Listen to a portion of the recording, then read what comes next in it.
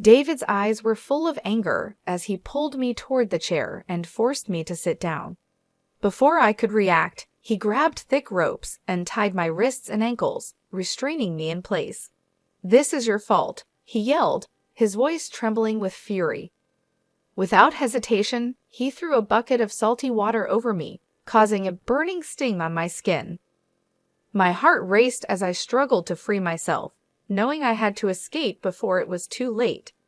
"Hello, my name is Isabella Grant, and I'm 32 years old.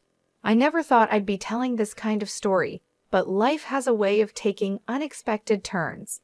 I live in Austin, Texas, with my 6-year-old son, Ethan. I once believed my husband David and I had the perfect life, but everything fell apart in ways I never imagined. David and I met like many couples do, when everything still felt magical. He was charming, hardworking, and full of life. We got married after a year of dating, and soon after, Ethan was born. For a time, things were good. David worked as a contractor, and I taught at a local school. We had stability, and I thought we were building a future together. But as the years passed, David changed. He became more distant, more critical. Little comments turned into stinging remarks. "Why isn't the house clean? What do you even do all day?" At first, I thought he was just dressed from work, but the small criticisms grew into something much worse. Then came the day that changed everything. I discovered David had secretly invested all of our savings, nearly $40,000, into a high-risk, illegal cryptocurrency scheme. I had no idea he was doing this behind my back. When the investment failed, he didn't apologize. Instead, he demanded more money, insisting we needed to sell our belongings to cover his losses. I couldn't believe what I was hearing. That money was meant for Ethan's future, for his education, and our security. When I refused to sell anything to fix his mistake, that's when David snapped. His anger became something uncontrollable, and I began to fear for our safety. David's outbursts became more unpredictable. I found myself walking on eggshells, afraid of what might trigger him. One night, after calming Ethan down from a nightmare, David barged into the room, his eyes wild with fury. "You need to help me fix this," he shouted, pacing like a caged animal. "I can't lose everything." "David, I've told you I won't sell our things."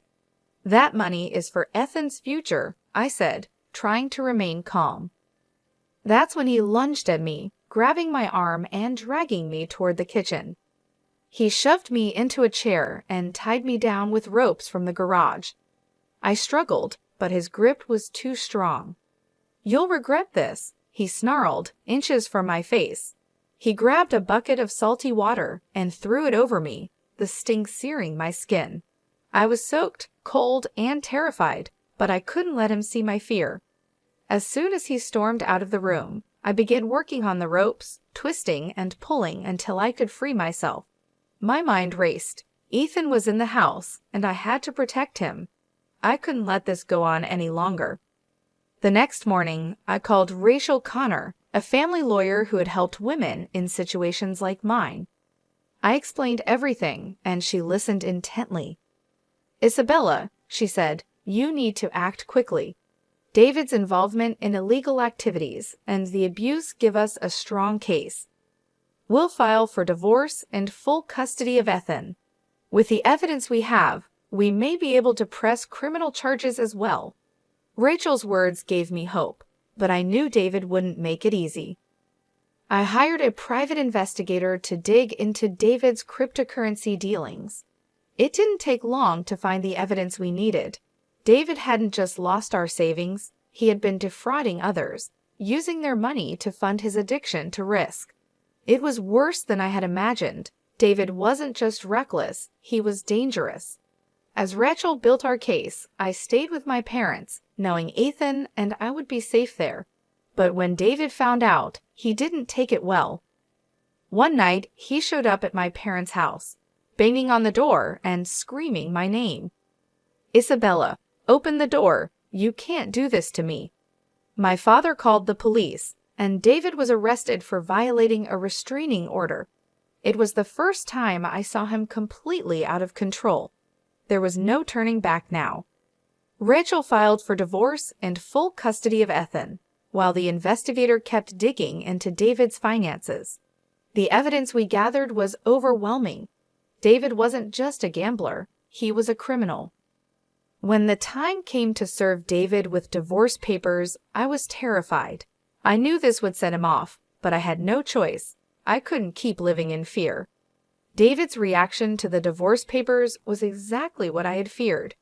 He showed up at my parents' house in the middle of the night, pounding on the door, shouting, "Isabella, open this door right now. You can't do this to me." His voice was filled with desperation and rage. My father stood firm, calling the police again, and David was taken away in handcuffs. Watching him being dragged off was both terrifying and a relief. It confirmed that I had made the right decision, but it also reminded me of the danger that still lingered. Rachel moved quickly to get a restraining order, and we began filing the necessary documents for full custody of Ethan. The private investigator continued digging deeper into David's illegal investments, uncovering shady deals and hidden accounts. The more we uncovered, the clearer it became that David wasn't just irresponsible, he had committed serious crimes. The legal battle ahead was daunting, but I had no choice. Rachel reassured me that we had a solid case. With the evidence we had gathered, she was confident that David would not only face charges for his illegal activities, but also for the abuse I had endured. We were prepared for the trial, but nothing could have prepared me for the emotional toll it would take. The day of the trial arrived, and I walked into the courtroom with my heart pounding in my chest. I sat next to Rachel, who was a rock through the whole ordeal, and tried to steady my nerves. Across the room, I saw David sitting with his lawyer, looking calm and composed, as if none of this was his fault. But I knew the truth, and so did Rachel. Rachel began by laying out the case against David. She presented the evidence of his illegal investments, showing the court how deeply he had been involved in the cryptocurrency scheme. The investigator had uncovered documents, emails, and financial records that painted a clear picture of David's fraudulent activities. He had been playing with other people's money, using it to fund his addiction to risk and gambling. As Rachel presented the evidence, I could see the jury paying close attention. David's lawyer tried to argue that he hadn't intended to defraud anyone, that the investment had simply failed, but the evidence was too strong. It was clear that David had knowingly engaged in illegal activities, and there was no way out for him. Then Rachel shifted the focus to the abuse. She presented photos of the bruises I had sustained, the police report I had filed, and detailed accounts of the night David tied me to the chair and threw the salty water over me. Listening to those details being laid out in front of strangers was excruciating, but I knew it was necessary. This was my chance to protect myself and Ethan. When it was my turn to testify, I felt my legs shake as I walked to the witness stand. I took a deep breath and tried to calm the fear bubbling up inside me. I looked over at Rachel, who gave me a reassuring nod, and then I began to speak. "I never thought my life would come to this," I started, my voice trembling slightly. "David and I were happy once, but things changed. He became controlling, distant, and then he started making decisions without me, putting our family at risk." I paused, trying to steady my breathing. I went on to describe the night he tied me up, the fear I felt as he threw the water over me, and how I had to escape with Ethan. As I spoke, I could feel the tension in the room. The jury was listening intently, and I hoped they could understand just how terrifying that night had been. When I finished, the courtroom was silent. I glanced at David, but he refused to look at me. His expression was cold, distant, as if he was still in denial about everything he had done. The trial continued, and it became clear that David's defense was crumbling. His lawyer tried to shift the blame, saying that David had been under pressure, that he had never intended to hurt anyone. But it was too late. The evidence was overwhelming, and there was no way to excuse his actions. Finally, the day came for the verdict. I sat in the courtroom, my heart racing, as the jury returned with their decision. The judge asked them to read the verdict, and the room fell silent. "Guilty," the foreman announced. David had been found guilty on multiple counts: fraud, illegal gambling, and domestic abuse. I felt a wave of relief wash over me, but there was still one more step: the sentencing.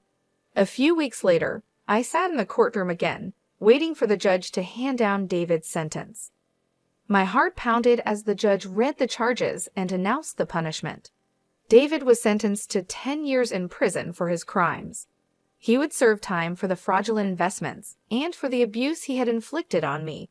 On top of that, he was ordered to pay restitution for the money he had stolen from the investors in the cryptocurrency scheme. I was granted full custody of Ethan, and David was barred from having any contact with him. As I sat in the courtroom, listening to the judge's ruling, I felt a sense of closure. The nightmare was finally over.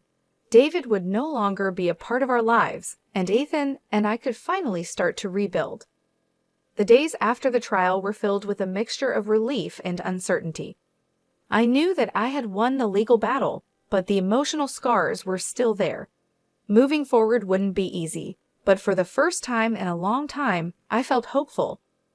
I had the support of my parents, and I had Rachel, who had been more than just a lawyer. She had been a friend. Ethan and I moved into a new home, a small but cozy apartment not far from my parents' house. It wasn't much, but it was ours, and it was safe. I decorated Ethan's room with his favorite colors, and we hung up pictures of happy memories to remind us of the good in life. Slowly but surely, we began to heal. Ethan smiled more, played more, and even made new friends at school. Watching him flourish gave me the strength to move forward. I went back to teaching, and I found comfort in the routine of work, knowing that I was building a better future for my son. In the months that followed, I received news that David had tried to appeal his sentence, but it was denied. The justice system had upheld the original verdict, and David would serve his full time in prison. That news brought a sense of finality, and I knew that chapter of my life was closed. I joined a support group for survivors of domestic abuse. Sitting in a room with women who had gone through similar experiences helped me process everything that had happened. We shared our stories, our struggles, and our hope for the future. Through this group, I began to rebuild my confidence, realizing that I was stronger than I had ever known. One day, months after the trial, I received a letter from the district attorney's office confirming that David's appeal had been rejected for good. The relief that swept over me was indescribable. I had fought for my son, for myself, and now we could truly begin to live without fear. Looking back, I realized how far Ethan and I had come. The pain, the fear, the struggle, they were all part of our story, but they no longer defined us. We had moved forward. I wasn't just a victim, I was a survivor, and that was something no one could ever take away from me. Thank you for watching. If you enjoyed this story, don't forget to like, comment, and subscribe for more engaging content. Your support helps us bring more stories to life. Let us know what you think in the comments below, and hit the bell icon to stay updated with our latest videos.